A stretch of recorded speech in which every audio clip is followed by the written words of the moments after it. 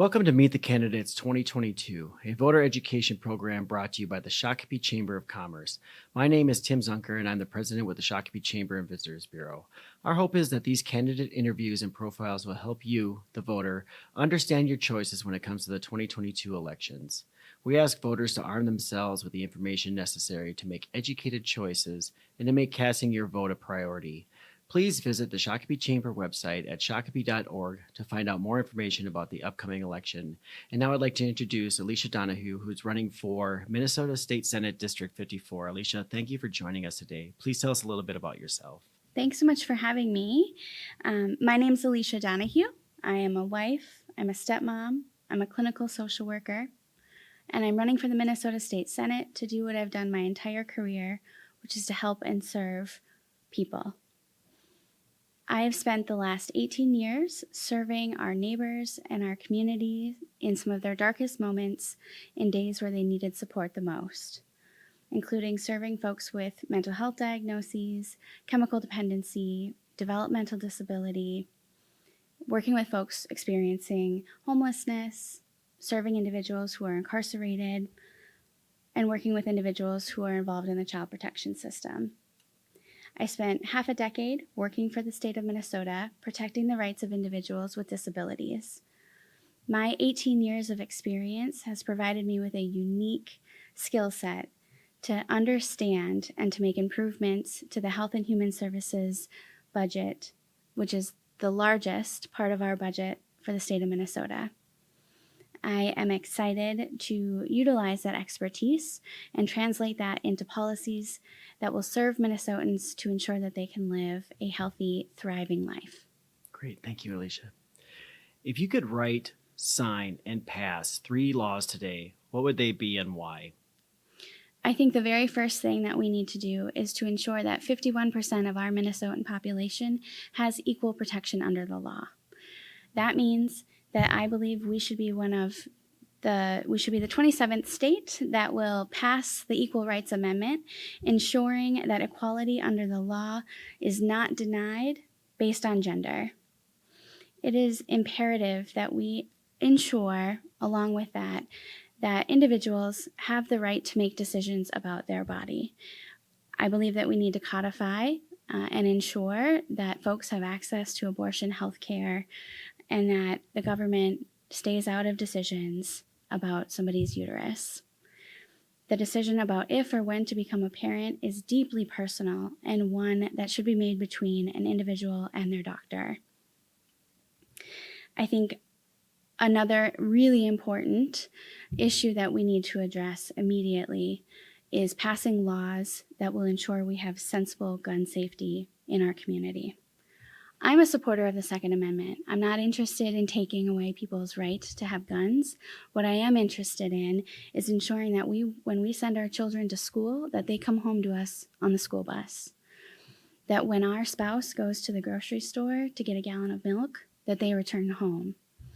That when our sister, our mother, our father go to the movie theater to watch a movie, that they come home afterwards.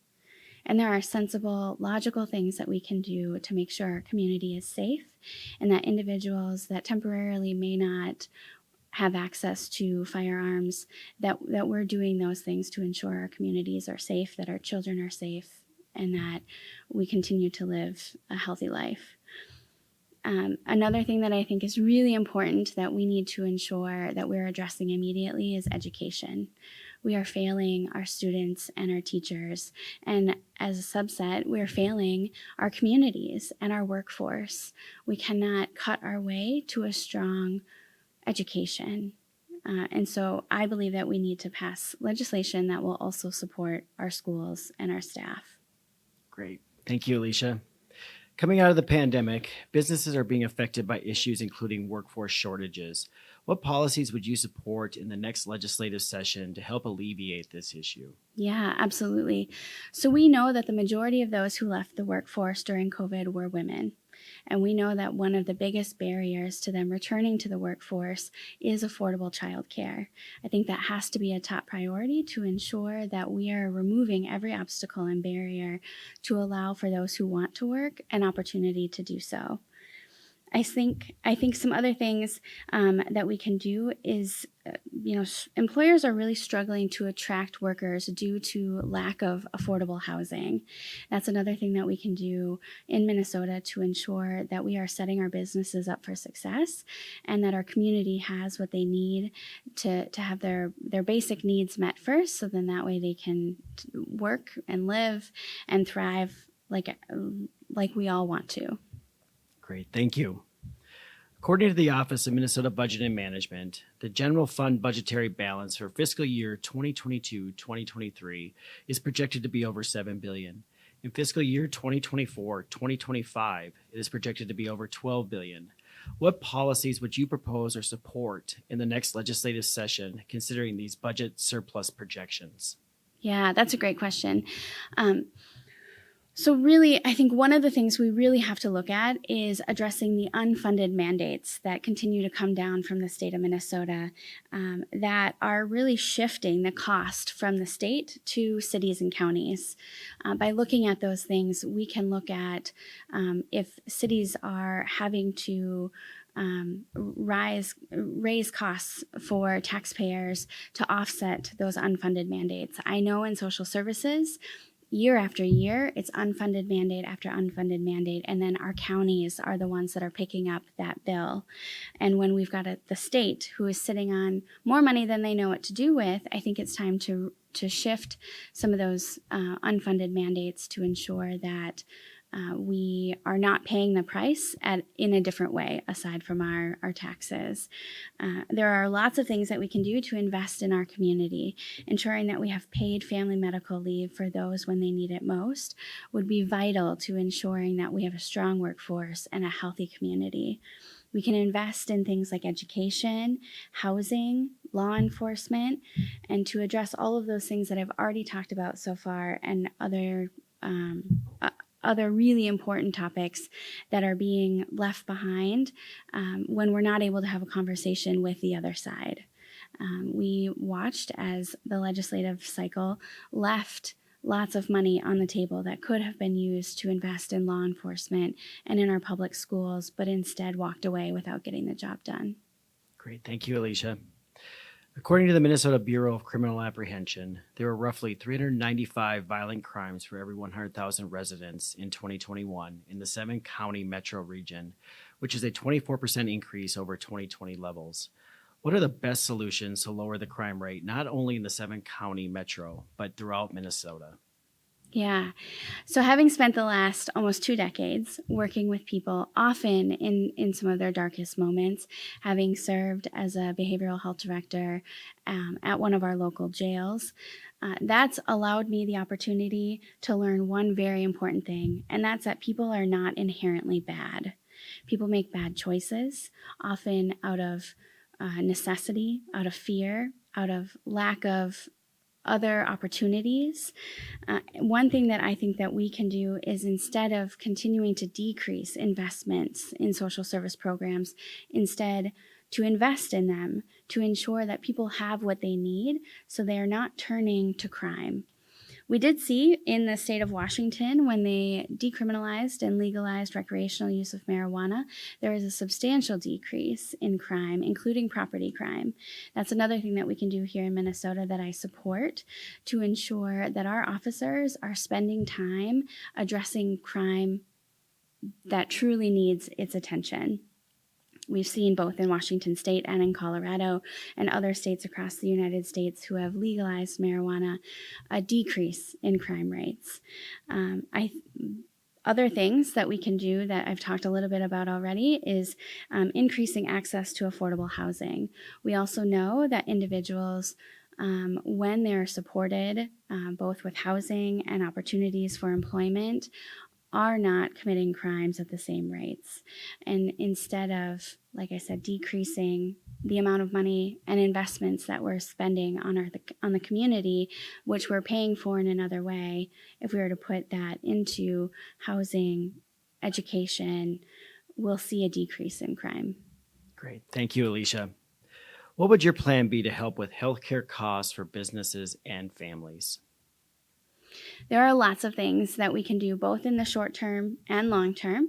And again, my 18 years of expertise has afforded me knowledge about the workings of our system that are supporting Minnesotans when they need it most and the ways that they're failing Minnesotans. One thing that I don't hear our legislature talk at all about is something called ACEs, Adverse Childhood Experiences. We know through lots and lots of research across the United States and in other countries that there are certain things that happen in childhood that are linked to chronic health problems later in life.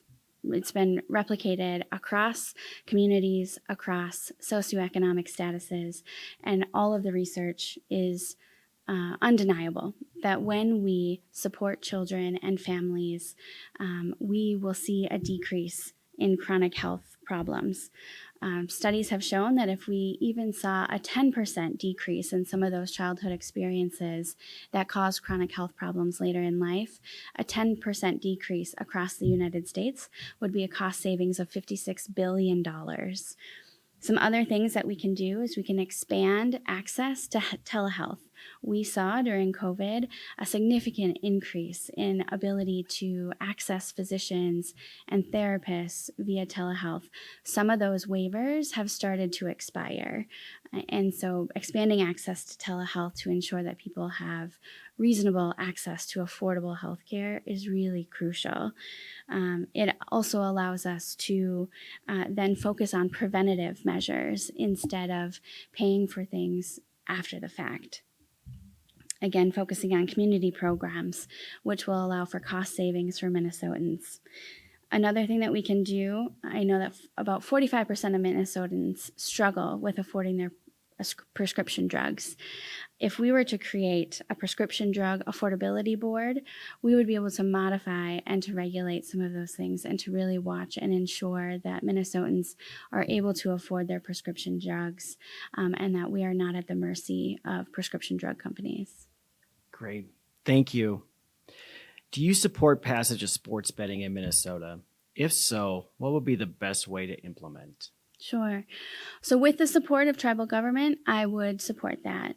I've watched as State Representative Zach Stevenson has been having conversations with stakeholders. I think that is absolutely what we need to do, is to ensure that we have people at the table who have a vested interest and who have the knowledge about the way that this will impact their business, their community, and with their support and with those individuals at the table leading those conversations and with the support of tribal government, I would support that. Great. Thank you. Now I'd like to give you the opportunity to give your closing message or closing statement and message to the voters. Thank you so much for the Chamber for having me. And thank you to all of you for being an engaged and informed voter. Like you, I am tired of divisive politics as usual, and I believe wholeheartedly that every problem we see in Minnesota can be solved if we work together. I am the candidate who will fight to ensure that Minnesota is putting their neighbors and our families first. I look forward to hearing from you, hearing what keeps you up at night. I look forward to earning your vote and being your next Minnesota State Senator. Great. Thank you, Alicia. As a reminder, the views expressed in these interviews are those of the candidates, not those of the Chamber and Visitors Bureau. The Chamber is sponsoring these events as a service to the community and has gone to great lengths to ensure the objectivity. The Chamber does not endorse any candidate, but seeks to provide you, the citizens and voters of Shakopee, with the information you need to make an informed choice. The Shakopee Chamber and Visitors Bureau extends a sincere thank you to the candidates. Thank you again, Alicia. We appreciate your time and your service to our community by running for office. You are performing an important service to us all. Again, thank you for joining us for this edition of Meet the Candidates 2022. Please join us September 29th at River Valley Church for our candidate forum. Please visit the Shakopee Chamber website at shakopee.org for more information. Thank you. Thank you, Alicia. Thank you.